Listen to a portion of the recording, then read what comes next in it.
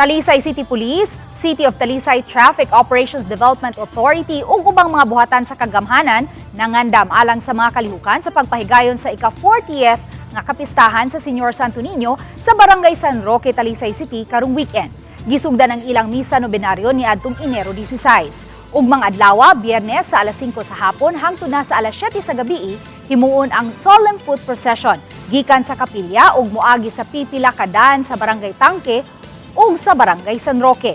Samtang karong Sabado, Enero 25 sa alas 10:30 sa buntag, himuon ang fluvial ug float parade. Sugdan kini sa Santos nga misa sa alas 8:30 sa buntag.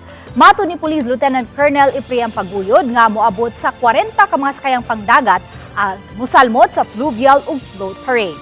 Gawas sa hugot nga pagpatuman sa peace and order, gisiguro usab nga ipatuman ang liquor ban diha sa pagpahigayon sa fluvial ug float parade. There were peculiarities the celebration man good ng San Roque kasi as we notice, solemn dito sa Cebu City, but diri sa Talisay may mga tradisyon sila na ginagawa which is pinagbabawal natin ngayon. Gaya ng magdadala ng alak sa float, bawal yan. Ha?